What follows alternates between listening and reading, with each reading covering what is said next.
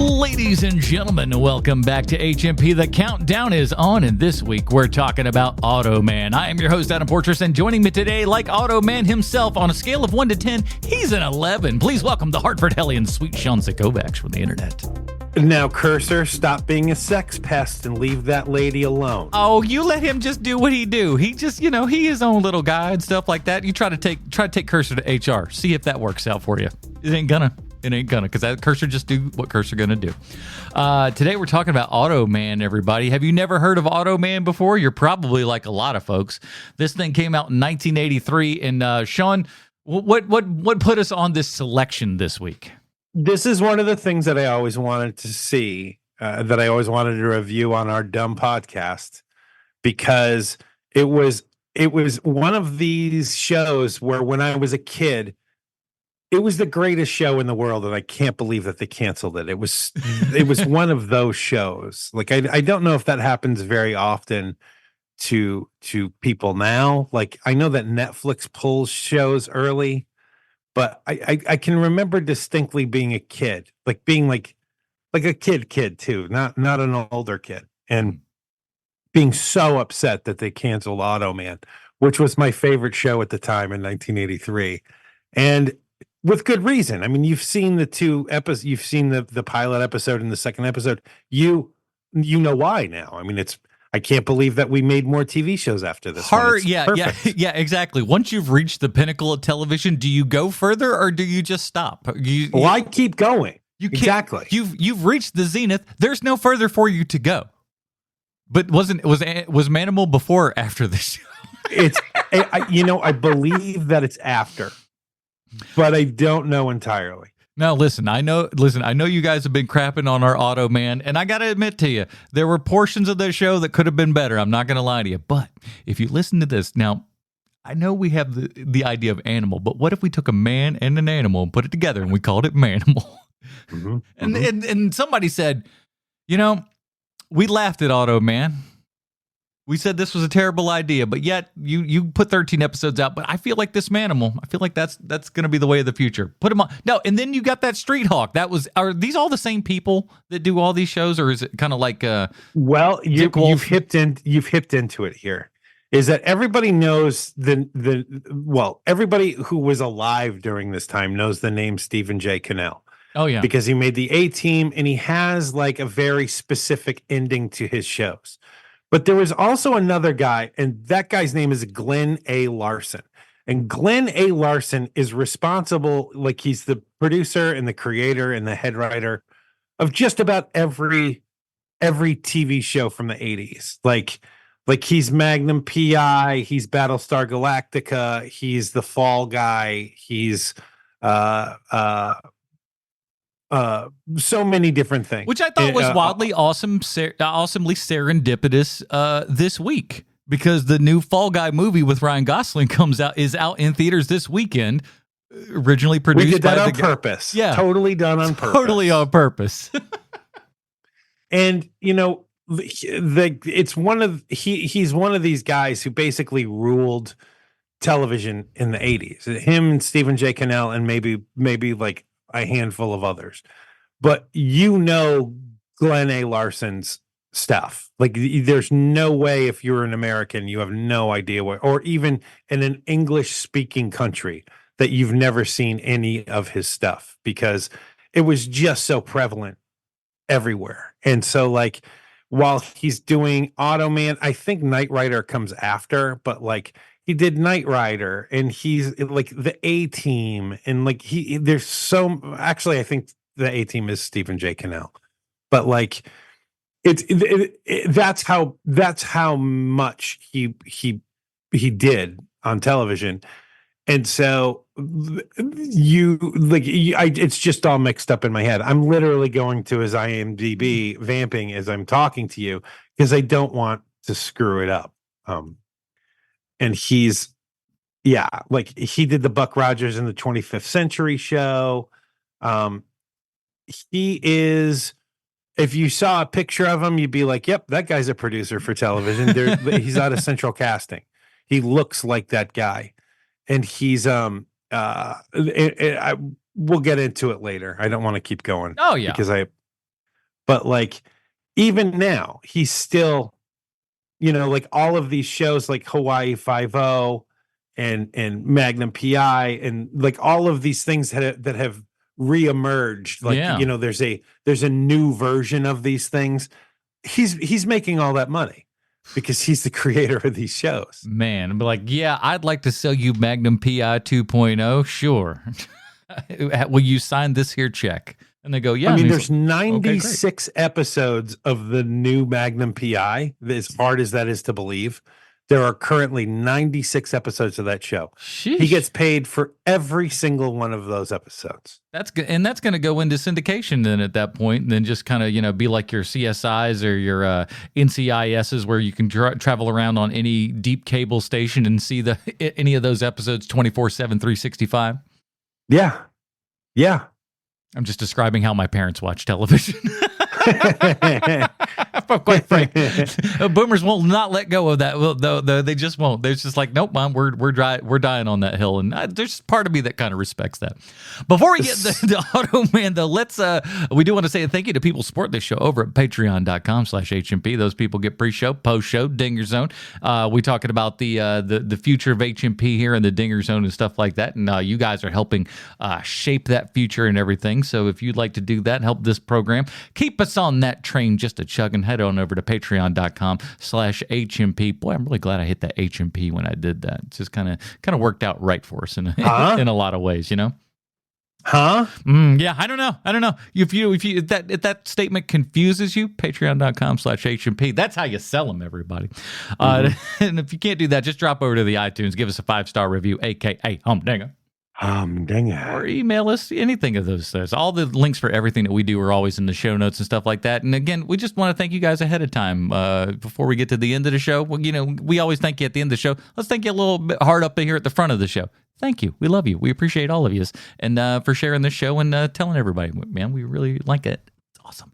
All right, let's get into it. Here is the IMDb plotline for Automan. As we know, IMDb always 100% correct in everything they say and or do.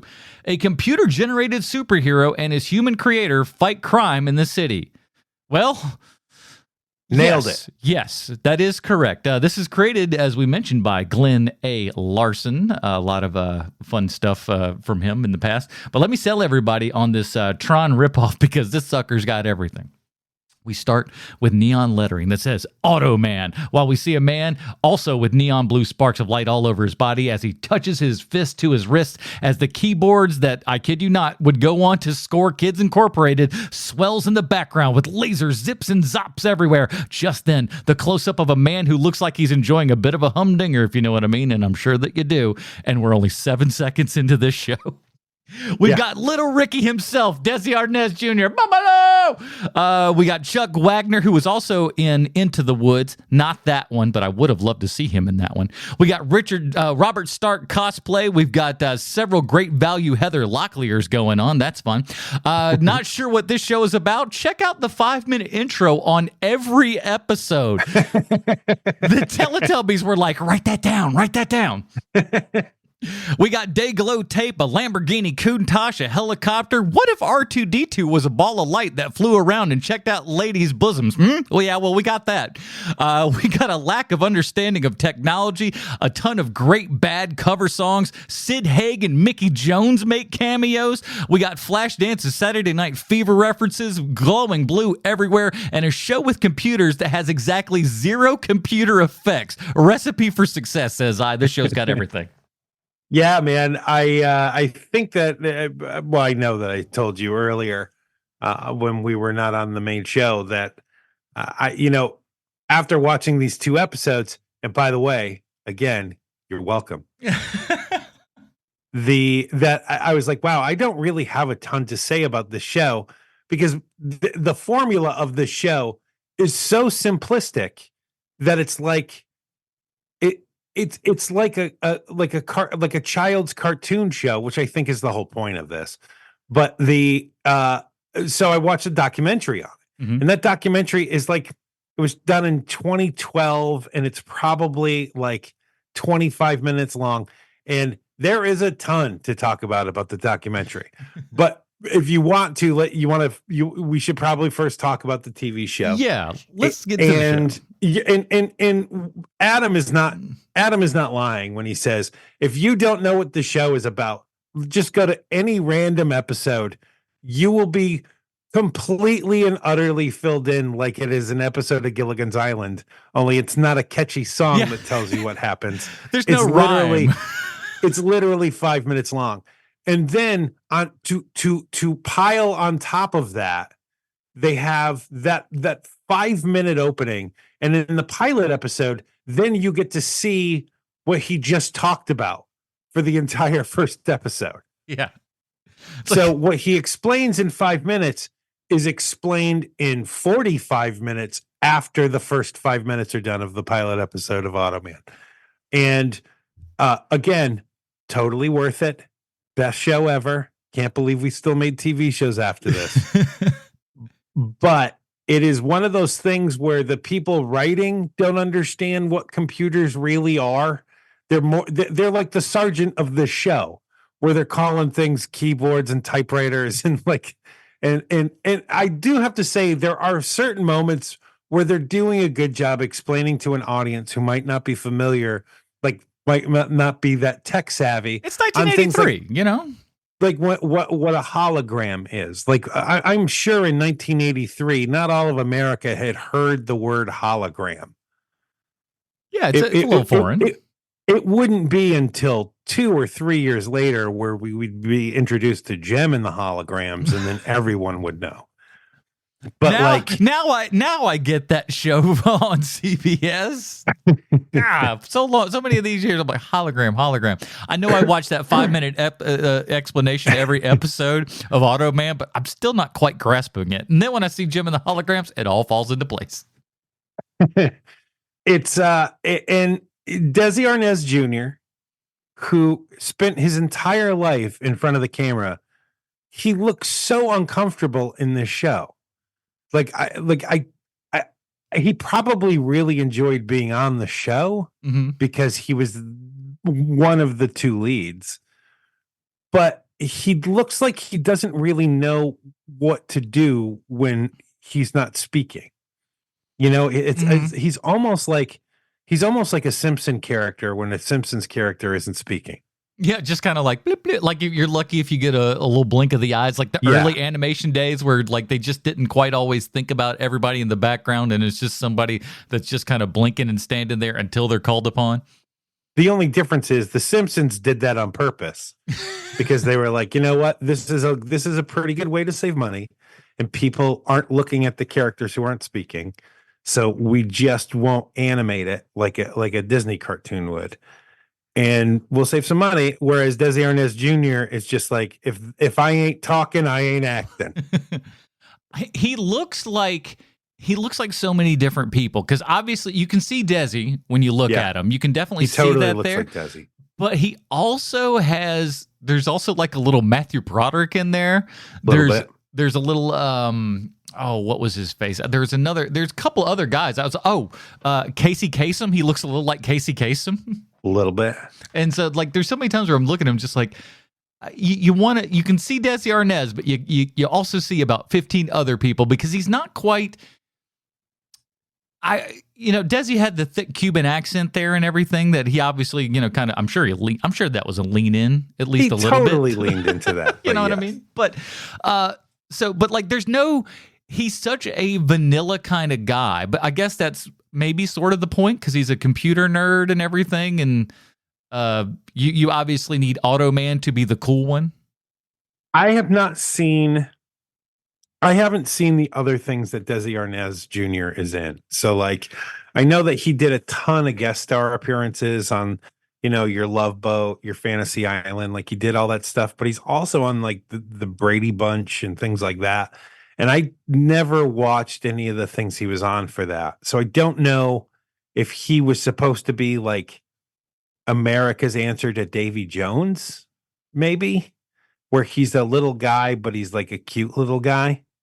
I could see people also like him showing up in the show and constantly getting the Desi Arnaz Jr. Yeah. One of those kind of things whenever he shows up as a cameo kind of thing, and then tussles a kid's hair and then is off to, wherever. Yeah. Hey, let me ask you a real life question about Desi Arnaz Jr. Do you think he owns Desilu Enterprises? Oh no, I'm sure that slipped through his hands somehow. Do you think? I don't know. Like, But basically, I'm wondering, is he? It can't be possible that he's still that their family is making money on Star Trek. That just can't be, right? so yeah, it's like CBS probably has to own most of that at this point, I would I would think. think because I know that it was produced through Desilu, the first show, Yeah. but I wonder if they get a little taste of every time somebody makes a Star Trek. Well, I'll put it to you this way. He's he's an executive producer on the I Love Lucy 50th anniversary special and the Being the Ricardos that they put out just a couple years ago with Right. what's her face there. Yeah, but I mean, he's gonna have his folks' life rights. Yeah, exactly. That was going to be my point. It's like that's why he's on there. So I don't think he's out producing nothing or maybe he's just collecting a paycheck and doesn't want to put his name on it, which I'd be fine with, if I was. Yeah, I mean, it's not like he has to work. I mean, Jesus, he worked so much as a kid. There's no way he has to keep working. You think I ain't waking up to mailbox money from I Love Lucy in 1953, you piece of garbage? And then he backhand somebody. That's what I figure he's like based upon these 2 episodes alone. That's what I put together. I'm wondering, because here's another thing too, is that when watching the documentary, here we go into the documentary already. Watching this documentary, I noticed something about Desi Arnaz Jr., which is that he is not easily rattled by the fact that this show was canceled. He doesn't heap a ton of praise on it, but he also doesn't belittle it. Mm-hmm. He's saying things like, we had a really good time and the cast got along. Like he's saying things like that. Things that only a pro would do in front of a camera. Mm-hmm. Whereas when they're interviewing Automan's like, this is the greatest thing that ever happened to me. It completely changed my life. Like Chuck Wagner cannot be effusive with the praise enough.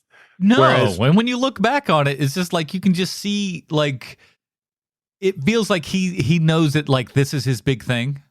Yes. When he's on screen in this. So here is my thought is that I'm wondering, because there is no way that Glenn A. Larson is not a monster. He is a producer in the 80s of television shows. He had to have been a nightmare. Cocaine was cheap, people. I don't know about the cocaine stuff because he does have a Mormon background. That's how he created the Battlestar Galactica. And maybe even more dangerous. I'm just kidding, Mormon people. No. I totally think that. I think that you go into Hollywood and you aren't a cokehead in the 80s, you are probably 10 times worse than the biggest cokehead in the world. So like, I mean, that, you know what? I just overstated that. There's no way anyone is crazier than that dude who was dating Barbra Streisand and became a producer. That guy is by far the craziest person in all of Hollywood. He was a hairdresser turned producer. There's no way that guy is the craziest person in the world. No. You become a completely normal and level-headed person when you go from hairdresser to multi-million-dollar producer.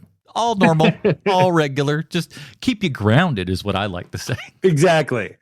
But so Glenn A. Larson, there's no way he's not a monster. He is one of the biggest names in Hollywood for television in the 80s.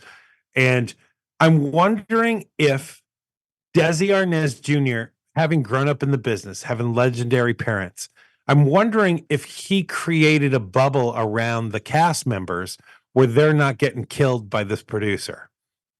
And so the experience probably was really great for Chuck Wagner. It's just they were all being protected by Desi Arnaz Jr. because Desi Arnaz Jr. don't need your money, Glenn A. Larson. Yeah, you know what I mean? And you're probably right, because at this point, not for nothing, Desi Arnaz Jr. is kind of Hollywood royalty at this point, right? Like this kid, we literally saw him grow up as a child on screen. Like two of the biggest parents in Hollywood, period. he had to go through a whole lot, and so I think you're right. I would bet money on he kind of helped all of this sort of stay afloat and all that kind of good stuff. I think you're I right. would think the part that shocked me about this show is that it cost $1 million an episode to make this show. It's like, where is this money going? Well, I mean, it's to the special effects because I can't even imagine the level of artistry that had to go into. I know the effects look ridiculous now, but the level of artistry to make all that work, that had to be so expensive. Like his shirt, that Automan shirt that he has, it's so specific to Automan that even to this day, if I see anything that looks even remotely like that, I'm like, oh, that's just Automan. Doesn't it make you feel like they took the Ryan Reynolds Green Lantern and kind of like took a little inspiration from this? Because it feels very like that, but like green and just kind of glowing and everything, and it's this just weird looking suit. Feels like they I guess a little, but I watched this first. I saw Automan first. Well, yeah, obviously. I mean, it came later and everything. But let's just how the suit, which I think is actually kind of cool, and I think especially because on YouTube, this is like watching a Claude Monet painting right here. Man, you're not kidding. It is so blocky. This is a copy of a copy of a copy we're watching. It is. It's so bad. It had to have been driving you crazy. I was just like, let me take off my glasses and see if that kind of improves things a little bit. And in an odd way, it kind of did. It's kind of smooths everything out a little bit. You don't see, it's not quite as crisp and clear. And you're just like, I guess we're just kind of a little out of focus, but that's fine. It's still fine. But it feels like they just saw Tron and they were like, we can do that.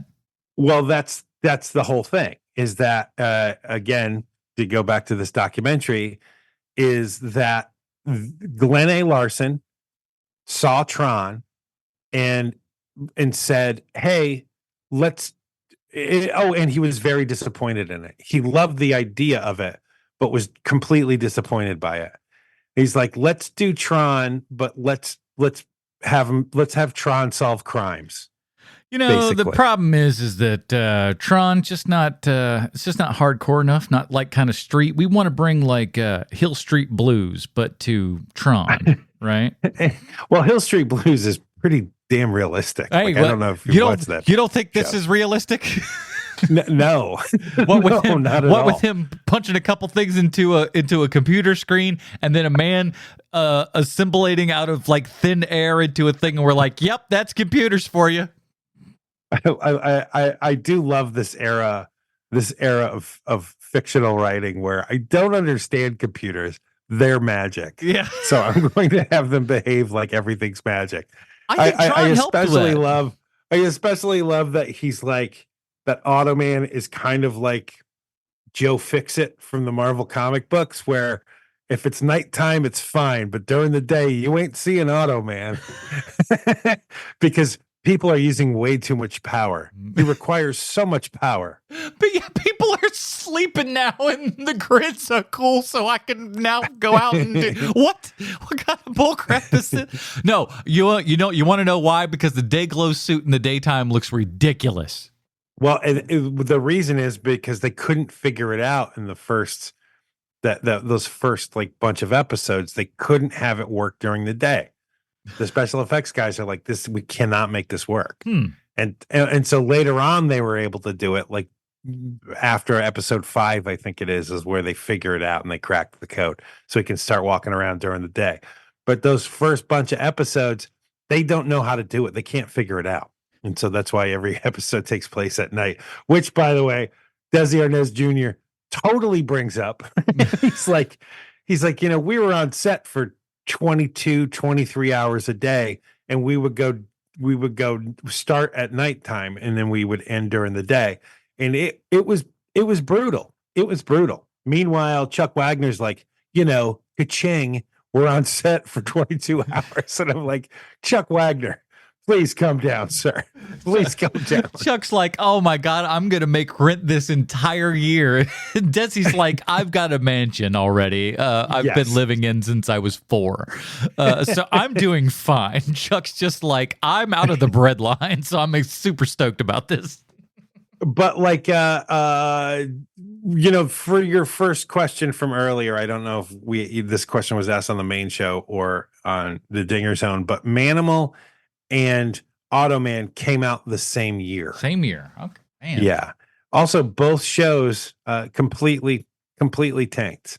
As a matter of fact, Automan had more episodes than Manimal did. It's because people weren't ready for it. That is one of the things about Glenn A. Larson is that you're right. That is one of the things about Glenn A. Larson is that most of his shows look like something else. So like if you saw something earlier, you're like, hey, that's kind of like this. It's probably a Glenn A. Larson show. Yeah, if Glenn A. Larson was still kicking it today, he would have already made a Squid Games ripoff and just called it like Octopus Games. Yes, he totally would have. And just be like, but it's a different kind of underwater creature. What are you talking about? It's different, completely different. It's a schlockbuster before Schlockbusters exists. He's the early TV version of Asylum. Yes. I like some of the elements though, and like just the little bit of kind of world building and stuff that they do, like when he's driving the car and everything, and how them taking off and doing like these 90-degree turns and all this stuff.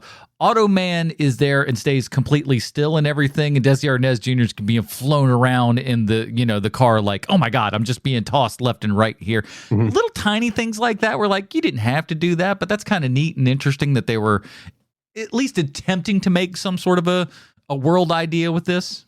Well, that's what these are the 3 things I remember as a kid from watching this show. Is 1, his shirt, because it's so specific. 2 is the really cool Lamborghini that they drove around in that had the Dayglow tape on it that could make 90-degree turns. And the 3rd thing is that cursor. At the time, I thought that cursor, he's a ladies' man, but now I see him as a sex pest because times have changed. It's just like, oh, he's going around getting all the ladies. It's like, no, he's going in and just motorboating girls as far as... well, that's just for that episode. Well, like, yeah. It gets worse. It gets way worse later. It's worse than that. Because he literally goes by a chick and just and then leaves. He do, and we're supposed to be like, I guess that's just a thing. And he almost don't they basically just be like, cursor? Yeah. Oh yeah. He's constantly like, cursor. That's not nice. Come on now, cut that out, you little scamp. He just do what he do. We can't help it. But he's like R2-D2 though. He bleep bloops and bleeps, and Automan's the only one who understands what he's saying. Yes. So good. Is it the second episode where Cursor has to talk to Desi Arnez Jr. and he says, and he's like, I can't understand you. Only Automan can understand you. And so Cursor goes into the computer. He just jumps straight in. Speaking through type. Hello, Wally. This is Cursor. Automan wanted me to tell you. It's like, get out of here. Get out of here. Oh, that is the best thing about the show. If there's anything to recommend it, it's that Automan constantly has these asides of other electronic things. So like Desi Arnaz is talking about Pac-Man and Donkey Kong, and Automan goes, "Oh, I know him. Pac-Man is a good friend of mine." Like completely dead serious. This is where that like I feel like this is where the influence of like Tron came in and everything, because when you watch Tron and the idea of Tron of like we're going inside this computer and they're racing around and all it's so stupid and silly and just kind of like no idea of what actual computers and stuff are, but an interesting idea of like if you were in your computer, what would that kind of be like? But this is that same kind of thing. You're just like, who cares? It's all just phony and fake and nonsense. And it's like, but I feel like Automan also is kind of being set up. And again, I've only seen these 2 episodes, but I feel like he's also kind of being set up a lot like Greatest American Hero, where like he can have whatever powers we kind of need him to have, because we can upload all of the whatever, the this, that's, and the others, that he can just all of a sudden, like the Matrix, get himself a little bit of kung fu and like, oh, there, okay, all right, I know all these things now. And the best one, of course, being John Travolta's dancing. Oh my God, that's just amazing. And how, so I guess there's some sort of, it had to be blue screen back in the 80s, but some sort of blue screen-esque kind of thing where they then go and more or less project, Saturday Night Fever, or a ripoff of Saturday Night Fever, actually starring Chuck Wagner, just projecting that onto his chest in a weird way, and him kind of watching into his own chest of him dancing. Yeah, real that part strange is pretty, and weird, but I love it. It's because it's that so part's dumb. pretty strange. Also, that's not the real music, right? No, all that's what's so fun about this show, is that there are rip-off versions, cover versions, but here's the thing, they're not all awful. Like during that specific scene, there was a Bee Gees cover, and it's not the Bee Gees, but darn close enough to where you're like, no, that's not terrible. Same thing goes with like Michael Jackson. There's a Michael Jackson song in there that you're just like, hey, Michael Jackson, but it's close enough to pass. But it's so close enough to pass some of these songs that in YouTube, they have been dropped out. Yeah, I ran into the same problem, because I was like, oh no, the sound is all screwed up on this. But then I thought better of it and was like, oh, wait a minute, I bet you. And then shooting the song's over, and then bam, it's right back on. But, and that kind of sucks, especially during that first episode when that happens and everything, because that's when we get the Sid Haig cameo. Yes. It's so freaking cool. And Mickey Jones, do you need a biker from the years 1989 to the years 2003? Mickey Jones going to be that guy that's going to be doing that role for you. His most famous line is in Suburban Commando, where Hulk Hogan says something like, let me guess, you want to rip off my arms and beat me up and blah, blah, blah, blah, blah. And Mickey Jones goes, no, man, it's the 80s. We're going to sue you. Oh, yeah. We're going to sue you. So good. Hey, he's one of those great character actors that just, when he pops up in something, and obviously we got another great character. He wasn't in any of these two episodes, but of course it was 1980s. So Clu Gulager was going to have a cameo in your show at some point. Yeah. So when I saw that, I was just like, yep, that makes nothing but sense. Old Clu Gulager was in Hollywood at that time. So by God, he was stopping by somebody's television show to give a quick how do you do, and then off to the races. That's right. Just what the man does. And like, he'll be missed, man. That guy was just like a legend in Hollywood, and he was, up until like his last days and everything, he was still going to the New Beverly and watching movies and stuff with people, and just would say hi to everybody that would go out there. Yeah, he was just like, he was a real dude all the way to the end, that guy. What do you think about the police captain? What a guy. Well, he is, first of all, like the most Irish person in the world. Like casting. He looks like everybody's dad that I grew up with, that guy. And clearly from New York, can't get rid of that accent. Mm-hmm. He's great. It's unfortunate that he's saying, you don't even have to put the sound on and you know what he's saying to Desi Arnez Jr. Like it's never complimentary, because we're during that phase of like I don't like you. You get results, but I don't like you, and you're a nerd, and you're not a real cop, and like all that stuff. And of course, he thinks that Robert Lansing is just the greatest. Oh yeah, he's just the best cop in the world. And Lansing seems to be the only cop on the force who thinks that Desi Arnaz Jr. is worth a crap, and takes all of the credit every time Desi Arnaz Jr. and Automan are saving the day. He always gets all the credit. It's so strange. But at the same time, too, though, at least he's just like, hey, you're trying to give me all this credit. What are you doing? You're trying to ruin me. You're trying to ruin me by giving me all the credit. Jerk about it. But he, like, at least that character's fun. I love all the hair in this program as well. It looks like just so many cans of Aquanet died making this program. It's it had to have just been a sea. You could not have walked into a trailer and not just breathed in all the carcinogens in the air, because this show is between, and I'm talking guys and girls. It is just like every perfect 80s hair is just stuck right into place there. So good.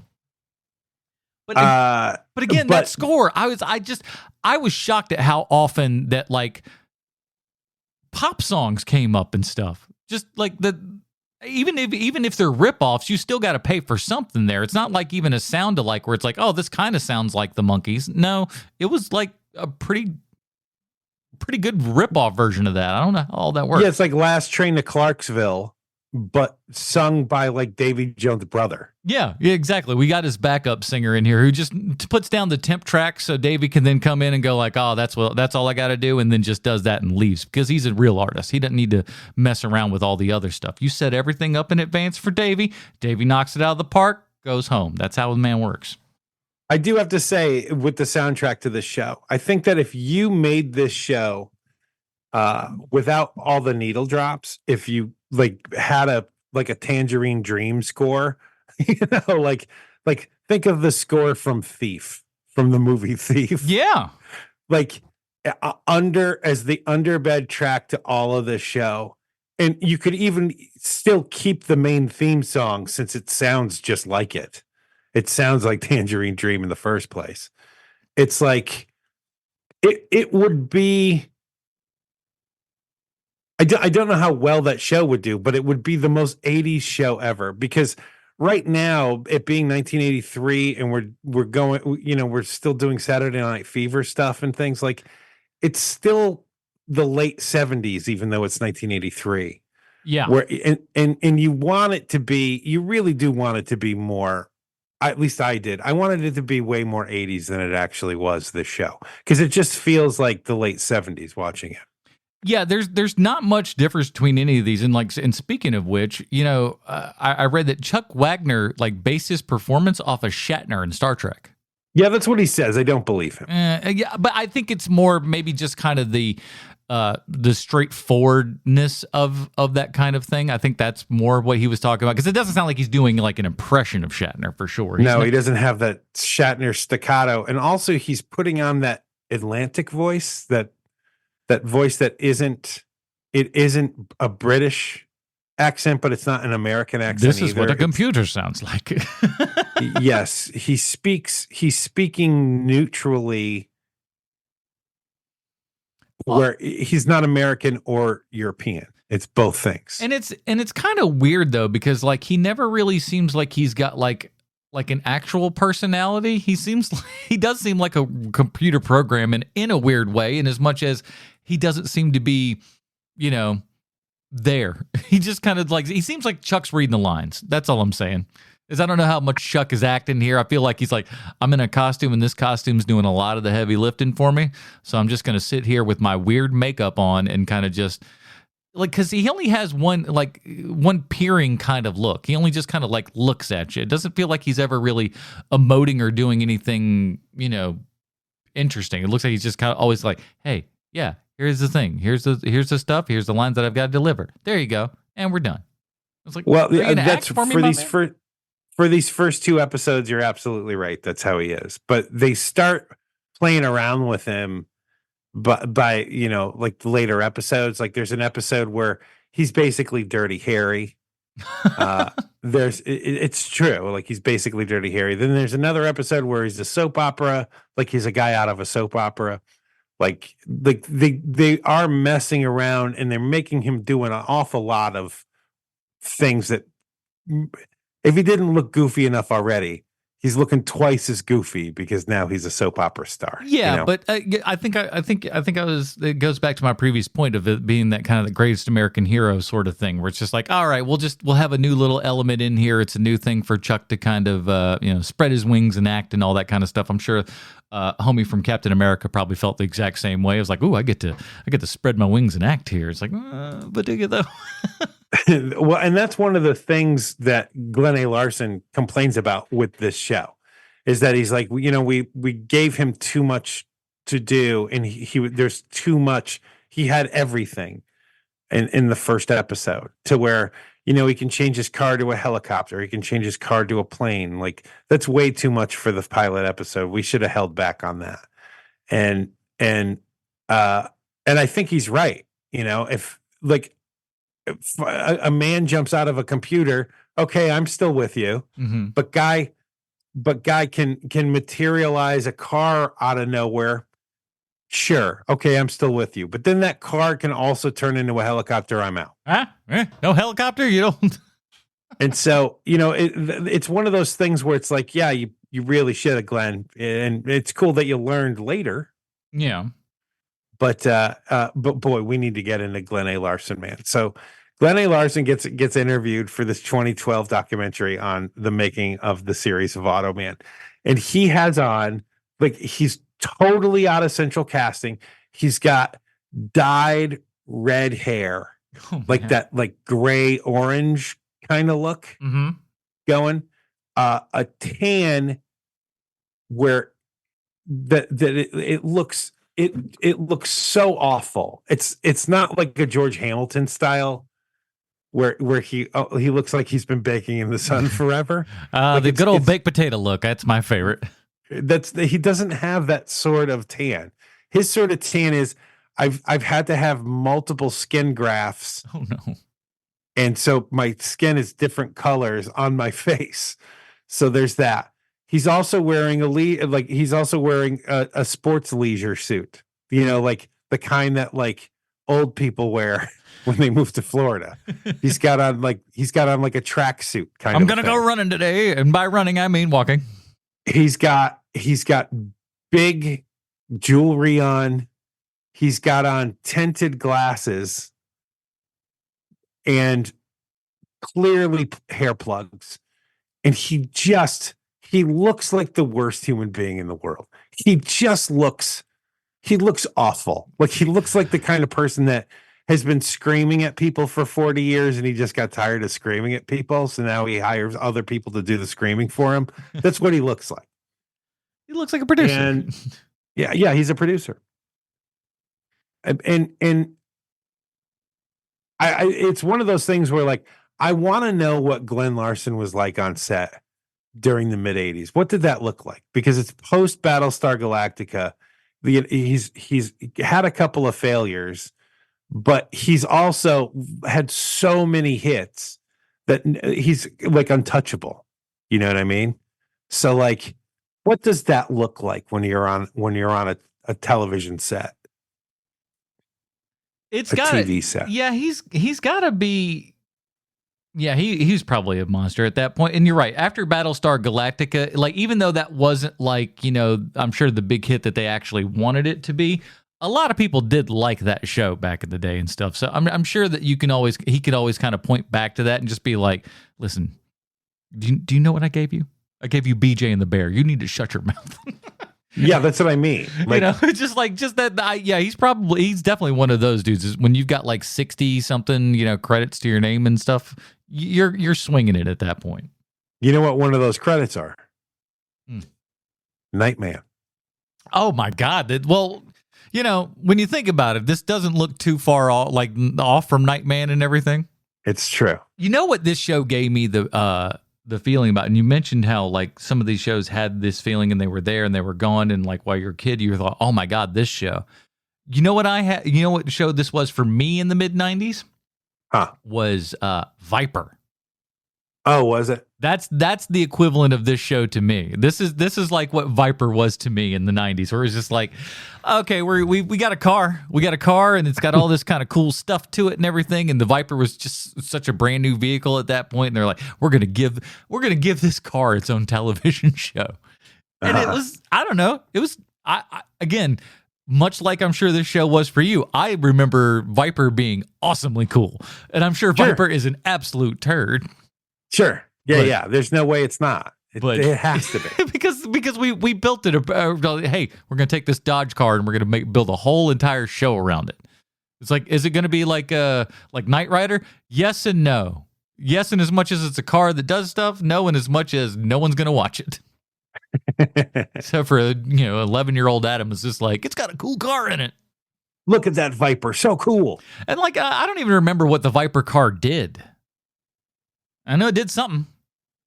What I it was, couldn't tell you. what I it was, never watched I don't a know. single second. Well, I never watched a single second. I don't know. You didn't miss much from my bad recollection, where I just go, hey, what is it? Nope, nothing. There's nothing in the tank.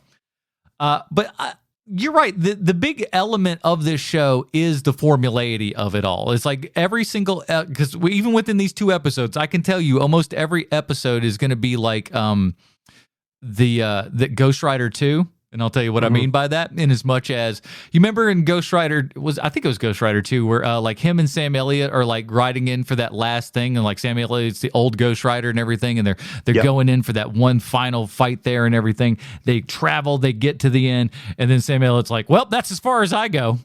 This shows that exact same way. She kind of goes like, "Well, all right, that's all. We're just gonna have to." Y'all figure it out on your own. That's because the Automan just goes, I got all these things. I can fly you in. It feels like Spawn using way too much of his power, because he gets there and he's just like, listen, brother, I'm all tuckered out. I can't do any of this. But you know what? It's going to be good for your story, because then they're going to just, because you can't explain me. You can't explain me. I'm just going to disappear, and then it's all going to be on you. And Desi Arnez Jr. is just like, I guess that's how it's going to roll. It's so bad, but it just feels like that's going to be their thing for every bit. It's like Automan brings you to this point, but then he can't quite complete because there's not enough electricity or some such. Yeah, and that's always the thing. Beginning is there is a problem. The cops, they're trying to solve it. Desi Arnaz has a pretty good hunch of what it can be. Automan is experiencing something new about human beings that he finds completely captivating. Oh, how about this? Look at all these crazy things. I'm learning a lot about the world. The lady who isn't Heather Locklear walks in, and I don't remember, but she knows that Automan is a real thing. Yeah. I don't remember how that reveal happened, quite honestly, but she does know that Automan is a real person, and she's like, Automan, what are you doing? That's not the way that goes. And then Cursor does something where you're like, hey, that's borderline sexual harassment. What Cursor just did. Cursor just looks up, does a little upskirt, and then just kind of like goes, what? Yeah, just flashes. Like, you know what he's saying. Don't. Hey, that's his network television. Damn it. And then they go find out what's happening with whatever the crime that's happening. Automan does something amazing, and then completely shorts out because he doesn't have any more power left. Desi Arnaz then has to cover for that period of time, however long that is. Then Automan recovers. The day is saved. All the credit then goes to the chief. Gets there, he's all mad at Desi Arnez Jr. He's all mad at Desi Arnaz Jr. And all the credit goes to that one detective. It's so. I feel like this detective would just take that. I think he'd take all the credit. I don't think he would just. I don't think that he would be like, "Yeah, what are you doing to me? You're giving me credit for stuff I didn't do." I feel like this guy would grab him by the collar and say, "And you keep it this way from now on." Well, what you're forgetting though is that guy, that detective, he isn't a boomer. He's the greatest generation. Oh yeah, he's an old timer. He's got a little bit of the greatest generation. They wouldn't take credit. They would try not to take credit for things that they didn't do. Yeah, but boomers will totally do that. He's like, I didn't get back from WW2 to have you give me credit for this. For stuff that I didn't actually do. You go in there and tell them the truth. This mystical computer man came out and did all the dirty work. Right. It's like, right. Some swishy guy, and like he's from World War II. There's a couple of foreigners, and there's this swishy guy in a blue colored shirt came and solved the crime. You don't you give me that credit. That isn't me. Nope. You put me in with those ne'er-do-wells, I'm not going to have anything to do with it. Freaking hippies. It's like the hippie movement's over, sir. It's been over for about 15 years at this point. You shut up, hippie. Terrible. I went to a restaurant and there were black people eating with me, and I couldn't believe it. I got so mad. I had to walk out. Couldn't take it. Gotta go, everybody. It's 1982 and I'm uncomfortable. What do you mean I can't smoke in the hospital? Listen, the doctor says if you get a little bit of tar into that baby's lungs at the beginning of its life, then it's kind of prepared for what the onslaught of the 80s will be at that point. I'm sorry. I thought this was America. Right into the face of a child. All right, before we get to our final review, we have to find out how this Tron ripoff relates back 1-to-1 with Sylvester Stallone. Why, thank you, Adam. I have a prepared statement. Oh. 1000001, Mr. Stallone. Ed Lauder was a character actor that was in every television show and movie from 1968 up until his death in 2013. But I know him best as a government lackey in the movie The Rocketeer. He's the guy Cliff punches in the first act of the movie. But he was truly in everything for 25 years. He was in the Oscar-winning movies The Artist, which is a movie that no one remembers. Born on the 4th of July, which is a movie that people bring up when defending Tom Cruise's acting career. And Seabiscuit, which is a movie I will defend to the death, if for no other reason it has David McCullough narration. That is a superpower. If you can't get James Earl Jones, you get David McCullough. Sadly, he's dead now. But yes, Ed Lauder, he was on ER, The Office, The A-Team. Seriously, you've seen this guy even if you don't know his name. You know the face, 1,000%. But if you are familiar with him, here's a few things that you might not know about Ed Lauder. He started out as a stand-up comic. Didn't know that. Wow. Besides Burt Reynolds, he's the only actor to appear in both of the Longest Yard movies. Didn't know that. He was in the U.S. Army. Didn't know that, but I could have guessed. He's Elaine Stritch's cousin. Who would have guessed that? Not me. No. And he was married 4 times. So in that way, I guess you could say that you both have something in common. He died just before he turned 75, and he did a lot during that time. I always think it's cool when you see someone like this and you can't help but think that guy did a whole lot of living. And that's one thing you can definitely say about Ed Lauder. He was a terrific character actor, like the time he did an episode of Kojak in the 70s, just like you did. There's another thing that you have in common. And just because things work better in threes, the other thing that you both have in common is that you're both not Chinese. And that's your Stallone connection for this week. I hope to hear from you soon. We only have 3 weeks left. Your pal, the Hartford Hellion. It's funny because he was in an episode of The X-Files, and long time, and what many might consider the best X-Files director, Kim Manners, did directed many an Automan episode. Oh, hey. So that I thought that was pretty cool. When I saw his name in there for like under directors and stuff like that, I was like, oh, okay, all right. Well, you got somebody who at least went on to do some good stuff, back in the day. So that's not too shabby. All right, cool. Here at H&P, we got our own patented Robin rating system. I'll start out here. Automan, had no idea, and honestly thought we'd have a lot more auto in the Automan, but it turns out auto is more like automatic as opposed to, I thought this man was going to be a car. I thought it was going to be a very My Father the Car kind of situation going on. Sadly, that is not this. This is not a man with wheels for hands and feet. Too bad he's not a turbo teen. God, that would have been sweet. Just like all of a sudden he's in there and his hands just turn into wheels and he gets on the ground and just starts frightening. I'll take it though. So knowing nothing going in, I had no expectations outside of I thought perhaps we might have like a man who is a car. We do not get that, but it didn't dissuade my vote here. I'm just gonna go. It's a Damian Wayne. It's right in the middle. Here's one of the unfortunate reasons for that is these things are ungodly long.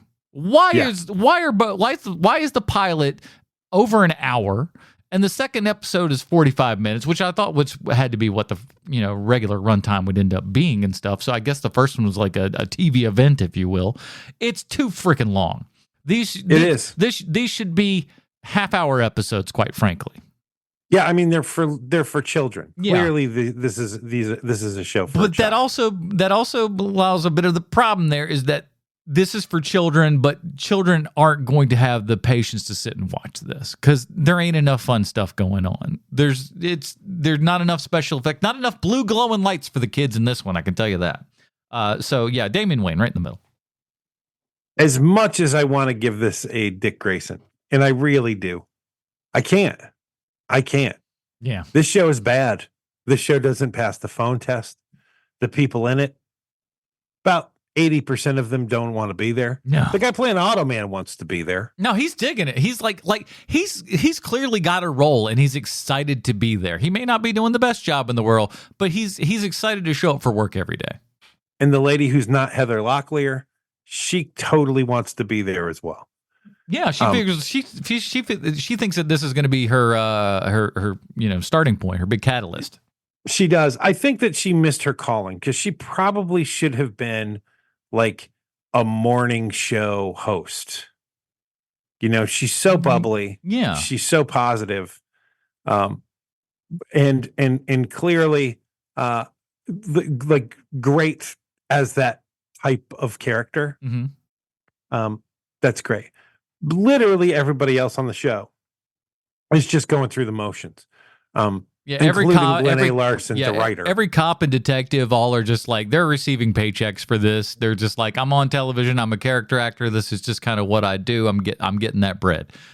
Because outside of like, Desi and Chuck, like I said, most people don't care to be on this program. Right.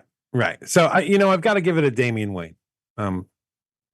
It's a Damian Wayne. Yeah, it's fair. Show. No, listen, it's fair. It's because like it's not so horrible because the idea there's an inkling of an idea here. I guess that's where the mediocrity of all of it kind of comes, is that there was potential for this to be something that was very cool, something for kids, and like if this were produced by Disney, maybe would have had a little something like a better through line, I guess. Mm-hmm. Just because they tend to do more of that stuff than Stephen J. Canal ripoffs would do. But so all of those are available on the YouTubes there, sans a couple of songs that they had to take out that were, I guess, too close to the originals. They were clearly ripoffs, but so close that the Jackson estate was like, hey, pump the brakes on that there, pal. Yeah, it's true. We can't be having any of that. So that is it, everybody. We'll talk about what we're doing next week in just a second here. But Sean, the Acolyte is on its way. It's coming. It is. In the trailer, the final trailer came out for it. Watching it, it's like, hey, this could be great, or this could look like a fan-made video. It could be either one of those things. But we're going to have 30 questions about each episode. And that show starts June 4th, and they're dropping 2 episodes right off away. The bat.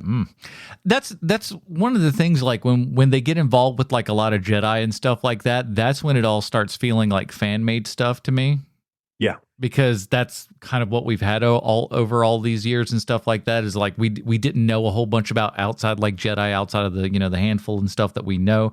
So whenever they would go like, oh, here's like previous Jedis or Jedis that we've kind of made up and stuff, it always felt forced and like, no, because none of them were like ever really good actors or anything else like that. They were just buddies that they put into like, the Star Wars fan film and stuff. So those always suffered. So hopefully we'll have some, high quality actors within this. I think Disney at least has a better budget for it. So we'll check out The Acolyte when that drops.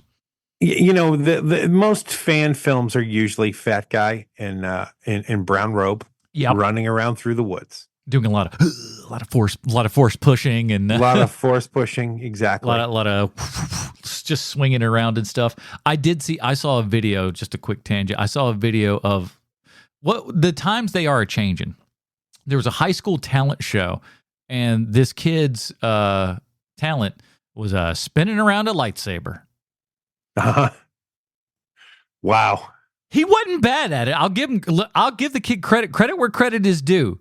Kid could twirl like an MF. You like unreal. But at the same time, too, I'm only sitting there thinking of like, I don't care how good you are. If you were doing that when I was in high school, dead.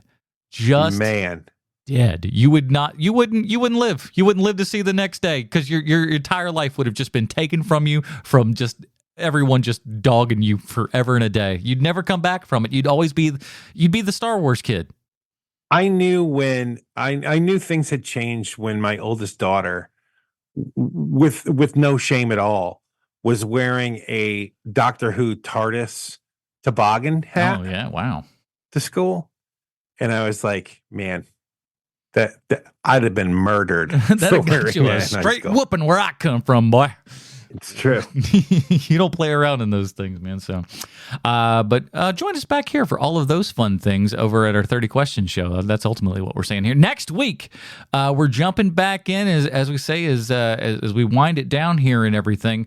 We're coming with some classics. Believe it or not, over the 8 years that we have been doing this show, I don't think, and somebody correct me if I'm wrong if you go through the HMP archives, I'm too lazy to do it, but I don't think we've ever talked anything specifically Super Friends from back in the day. We've done some offshoots, maybe a little special or something, but never like any actual episodes and stuff. So we're checking out 2 episodes that they mentioned over at CBR and everything. So if these all suck, we got CBR to blame for that one. The 2 highest rated episodes according to CBR, which is The Brainchild / The Case of Stolen Powers, and then History of Doom.